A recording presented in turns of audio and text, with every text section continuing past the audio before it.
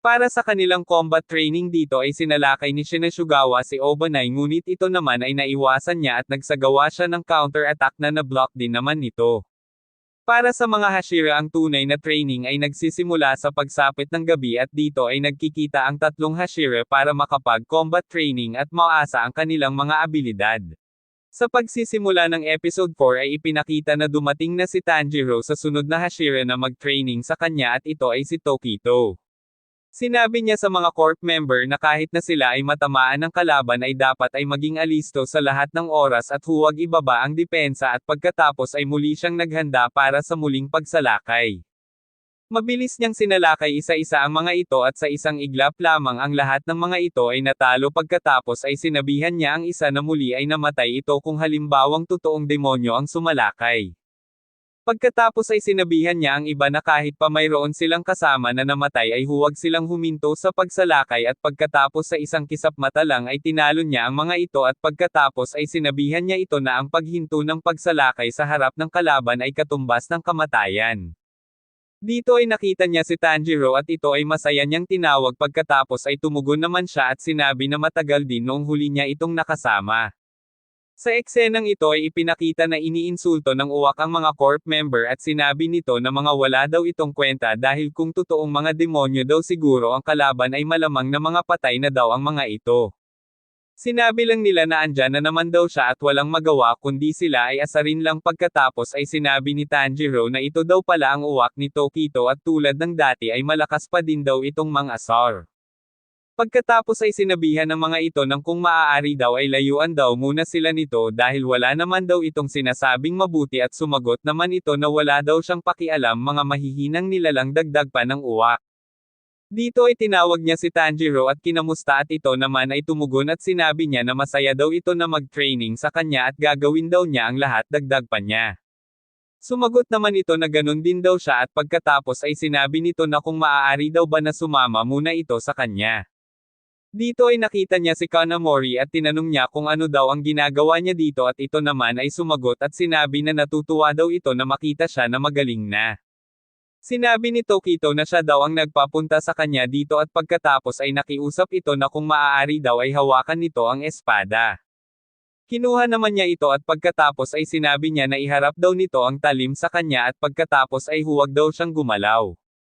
Pagkatapos ay pinalipad nito ang isang eroplanong papel papunta sa kanya at ito ay nahati sa dalawa nang dumaan sa talim ng espada. Pagkatapos ay ipinakita si Tanjiro na humanga dahil sa sobrang talim daw nito at pagkatapos ay sinabi sa kanya ni Tokito na iyon daw ang dahilan kaya daw nandito si Kanamori. Sinabi pa niya na gusto daw niya na dapat ay nasa magandang kondisyon palagi ang kanyang espada kaya ipinakiusap daw niya sa kanilang master na kung pwede ay kunin niya ito bilang permanenteng panday dagdag pa nito. Bilang pagtugon daw ng kanilang master ay pumayag ito sa kanyang request at iyon daw ay kanyang labis na ikinatuwa dagdag pa niya. Sa eksenang ito ay muling ipinakita ang isang nag-training at sinabihan siya ni Tokito na ang depensa daw niya ay masyadong bukas para sa pagsalakay ng kalaban. Sinabi niya na kunin daw nito ang kanyang espadang kahoy at salakayin daw niya ito at ito naman ay kanyang ginawa ngunit ang ginawa niyang pagsalakay ay madali lang naiwasan ni Tokito. Sinabihan niya ito na ang emotional na pagsalakay sa kalaban ay hindi maganda ang naidudulot at maaaring maging sanhi ng kamatayan at inihalin tulad niya ito sa isang gamugamo na lumapit sa apoy. Ang aktwal na pakikipaglaban sa mga demonyo ay wala ng isang pagkakataon kaya kahit makapatay ka pa ng 9 na demonyo at sa pang-10 ay naging kampante ka at ang isang pagkakamali na iyon ay katumbas ng kamatayan sabi pa nito. Kailangan na maging maingat at alisto ka sa lahat ng oras at pagkakataon para makasurvive ka sa isang tunay na laban at pagkatapos ay sinabi niya na tapos na ang training para sa araw na ito pagkatapos ay umalis na siya. Dito ay kinausap siya ng isa na kung maaari daw ba ay kausapin niya si Tokito na baka naman ay pwedeng maghinay-hinay lamang sila sa pag-training dahil baka daw pagdating ng tunay na laban ay mag-collapse na sila dahil sa tindi ng mga training nila. Sinagot naman niya ang mga ito at sinabi na parang mahirap daw ata na sabihin iyon sa kanya kasi nga daw ang paraan niya sa pag-training ay ganoon na talaga at kahit siya ay wala na magagawa sa bagay na iyon.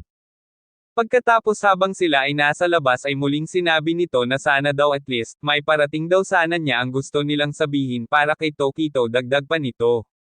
Sumagot naman muli si Tanjiro sa kanila na susubukan daw niya at sinabi na para daw sa kanya ay bumait pa nga daw ito kumpara sa noon na magkasama pa sila pagkatapos ay sinabi ng mga ito na seryoso daw ba ito sa sinabi niya na bumait pa ito.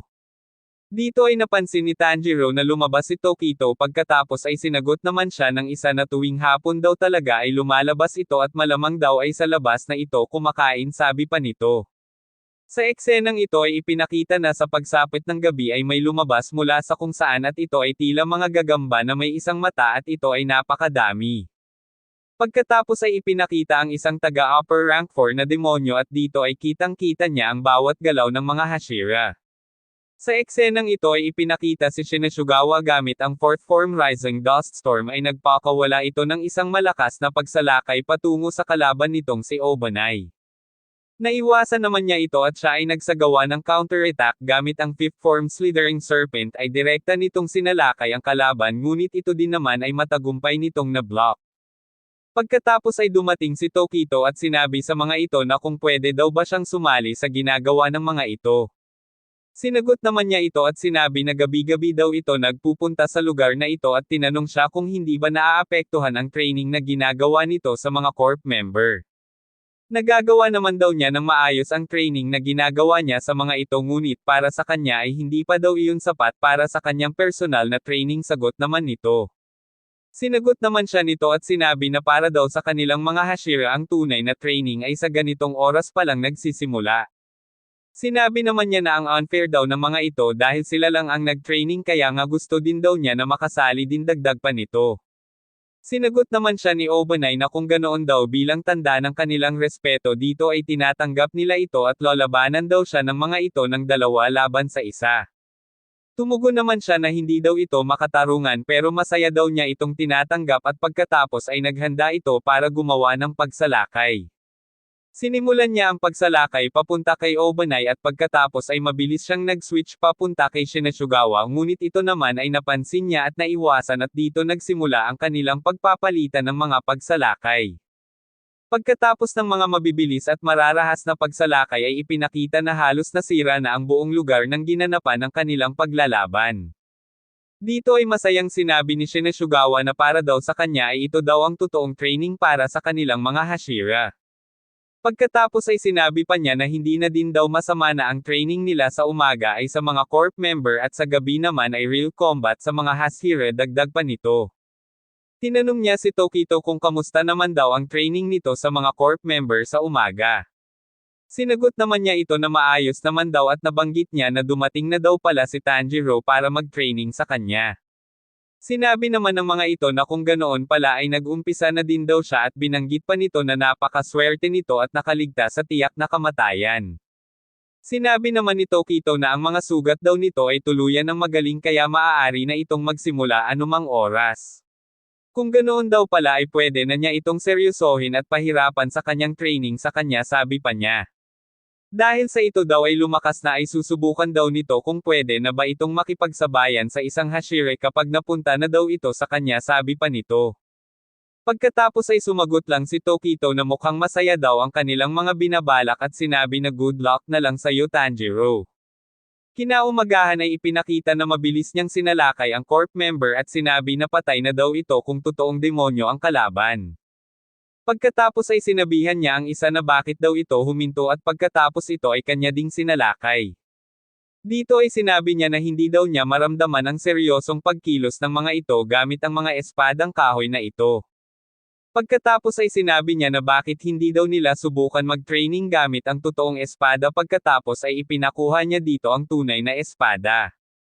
Habang nanginginig ang isang corp member habang hawak ang tunay na espada ay sinabihan niya ito na umpisahan na daw nila na maglaban.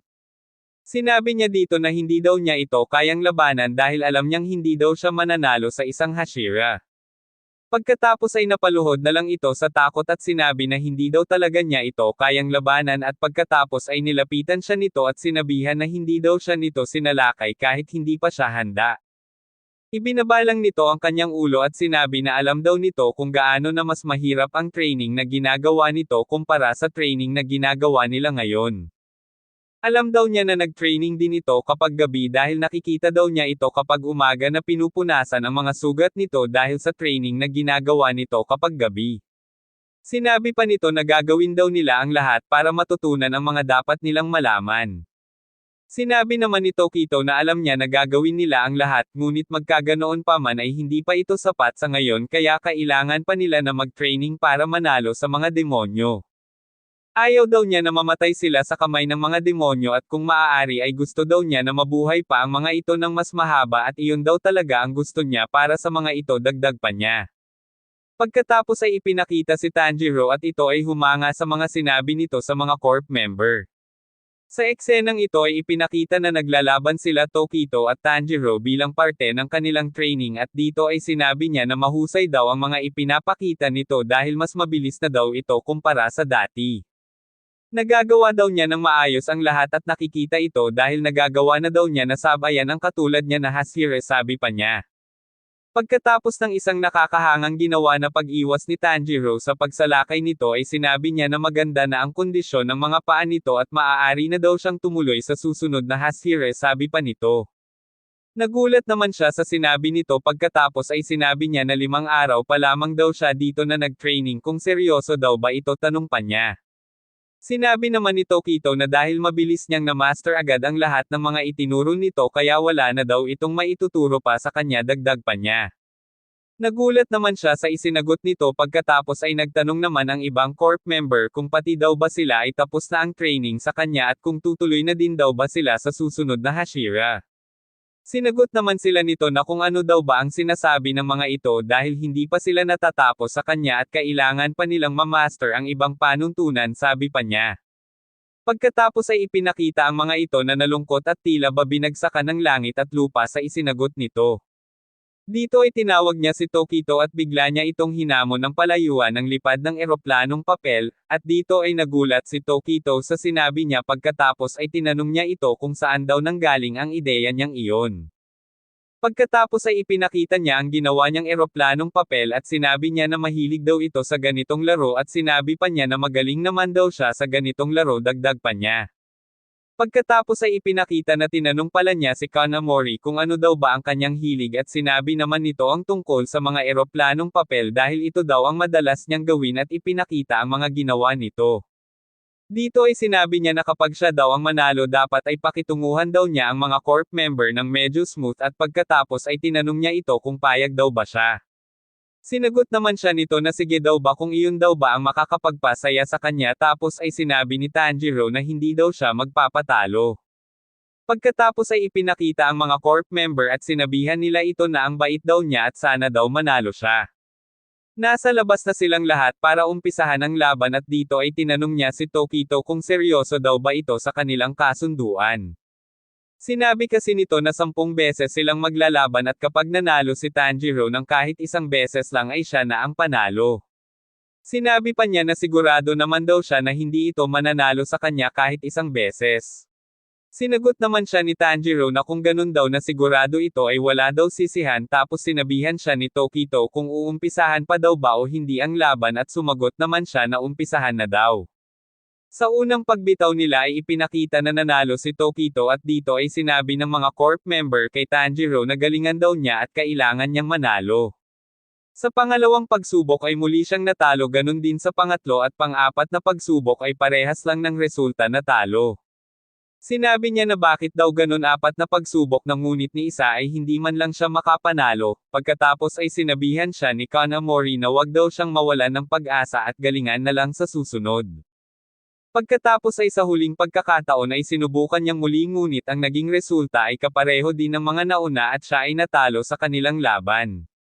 Dito ay sinabihan siya ni Tokito at ipinaalaala ang sinabi niya kanina na sigurado daw ito na hindi naman siya mananalo pagkatapos ay sinabi ni Tanjiro na akala daw niya ay mananalo siya kahit isa lang. Pagkatapos ay nagsalita ang isang corp member at sinabi na kung maaari daw ba na sumali siya dahil mahusay daw siya sa ganitong laban sabi pa niya.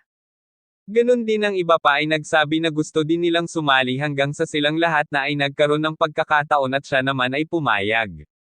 Gumawa ang mga ito ng mga sarili nilang eroplanong papel na kanilang gagamitin sa laban at dito ay sinabihan ni Tokito ang isa na kung maaari daw ba niyang makita ang ginawa nitong eroplanong papel.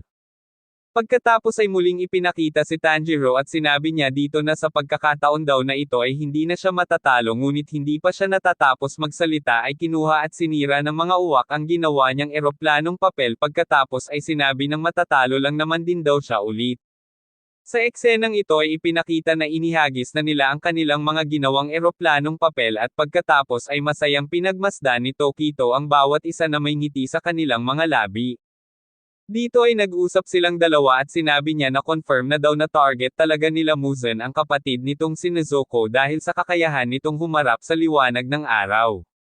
Sa mga nagdaang mga araw din daw ay wala silang na-encounter na mga demonyo at iyon daw ay malaking bagay para makapag-focus sila sa kanilang mga training. Sinagot naman niya ito na nag-aalala nga daw siya dahil malayo siya sa kanyang kapatid ngunit kung isasama naman niya ito ay mas magiging delikado naman para sa kanyang kapatid. Posible na tipunin din nila ang kanilang buong puwersa para lamang kuhanin si Nezuko at iyon daw ang kailangan nilang paghandaan sabi pa nito. Sumagot naman siya na sa kahit na anong paraan ay kailangan daw niyang mas lalong lumakas para na din mas maprotektahan niya ang kanyang kapatid dagdag pa nito. Sinabi ni Tanjiro na sa ngayon daw ay kasama ng kanyang kapatid ang isa sa mga pinagkakatiwalaan daw niya kaya hindi siya masyadong nag-aalala dito. Sa pagtatapos ng episode na ito ay sinabi ni Tokito na kailangan daw nila na pagtulungan na matalo si Muzan at naniniwala daw ito sa kanya. Sumagot naman siya na gagawin daw niya ang lahat para matalo si Muzan kasama ang mga Hashira ay magagawa daw nila itong matalo.